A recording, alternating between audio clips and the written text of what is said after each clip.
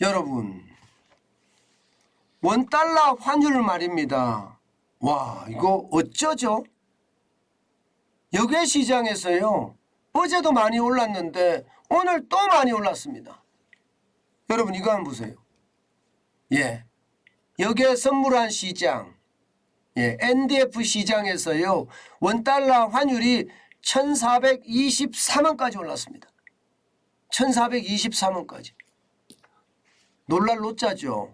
진짜 많이 오른 거예요. 예, 어제까지만 하더라도 1417원까지 올랐다 이렇게 봤잖아요. 그죠? 그런데 1423원까지 올라갔으니까 내일 월요일 날 장이 열리면 이게 원달러 환율이 1423원에서 시작을 합니다. 야, 이거 진짜 충격입니다. 진짜 충격이에요. 이렇게까지 올라가리라 어느 누가 짐작하겠습니까? 이게 주말 동안에 역외시장에서 폭등하고 있는 것, 이것은요, 여러분, 대한민국의 위기가 점점 다가오고 있다, 이 말을 뜻합니다. 이게 월요일 날 시장이 열리면 대한민국이 보유하고 있는 외환 보유액을 풀어서 말입니다. 이게 환율을 안정시켜 나갈 수는 있어요. 그런데 역외시장에서는요, 이게 뭐 그냥 거래가 되기 때문에 이것은 어떻게 할 수가 없는 부분입니다. 여기에다가 뭐 원달러 환율을 갖고 가서 풀 수는 없잖아요. 그런 상황을 고려해 보면 말입니다. 1423원이라는 숫자는 여러분 충격적입니다. 지금 보세요, 여러분. 시장을 열자마자 그야말로 쭉쭉쭉쭉쭉쭉 해서 1423원까지 장 막판에는 그야말로 폭등하다시피 했습니다. 폭등하다시피. 뭐 이대로면 외환위기가 온다는 이야기도 이게 틀린 말이 아니게 생겼어요. 그만큼 우리 경제에 위험이 다가오고 있다는 겁니다. 여러분, 1423원이면요. 우리가 글로벌 금융위기 때 1570.3원까지 갔잖아요. 이제 여기까지 가는 거 뭐 그렇게 시간이 오래 걸릴 것 같지는 않아요. 게다가 말입니다. 외환위기 때 1962원까지 갔던 사실도 있는데 이것도 말입니다. 이제 뭔가 저 멀리 있는 것 같지가 않습니다. 저는 시장에서 보는 것, 특히 NDF면 뉴욕에 이게 차액 거래 선물한 시장을 말하는 거거든요. 차액 거래 선물한 시장, NDF라는 시장 자체가요. 그런데 거기에서 지금 원달러 환율이 이렇게 폭등, 1423원까지 폭등한다는 것은요, 그만큼 우리에게 위험의 어떤 확률이 점점 높아진다, 이렇게 이야기할 수 있는 겁니다. 실제로 말입니다. 저는 우리에게 위기가 올 수 있다고 생각을 해요. 왜냐고요? 여러분, 이거 한번 보세요. 이 지표를 보면 물론 뭐 과거의 잣대가 현재의 잣대하고 맞아 떨어진다, 이렇게는 장담 못합니다. 게다가 미래에 이런 일이 일어날 것이다, 이렇게 장담은 못해요.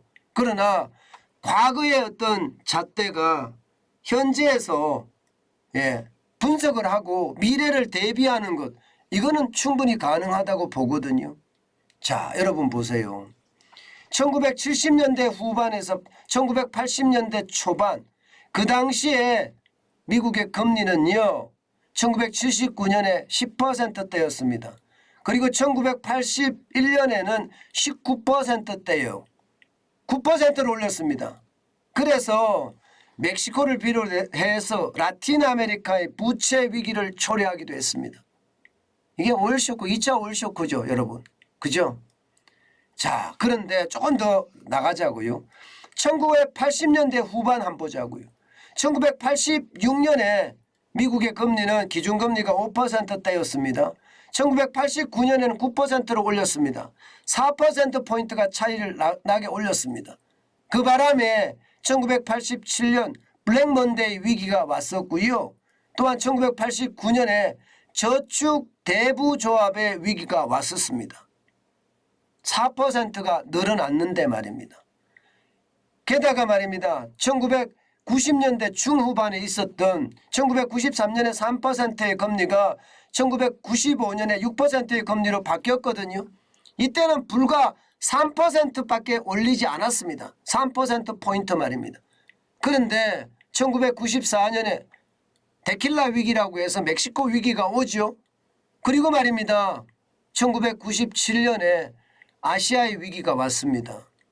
태국을 시작을 해서 말입니다. 필리핀으로 대한민국까지 IMF 외환위기가 이때 터진 겁니다. 3%밖에 차이가 안 나는데 3%를 올렸는데 이런 일이 벌어졌다는 거예요.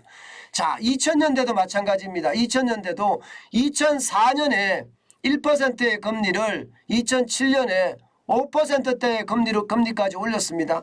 4% 차이가 납니다. 4%. 그런데 2008년 글로벌 금융위기가 터졌죠. 일반적으로 보면요. 2년 동안 금리를 올렸는데 2년 후에는요. 위기가 터졌다. 이렇게 1년 후에는 위기가 터졌다. 이렇게 이야기할 수가 있는 겁니다. 자, 그렇다면 2020년 지금은 어떨까요? 0%의 금리가 지금 현재 말입니다. 얼마나 올릴지 모르지만 미국의 기준금리는 3.25%까지 올렸어요. 0%가. 그러면 3.25%가 늘어난 거죠. 90년대 중후반에 있었던 3%보다 지금 많습니다.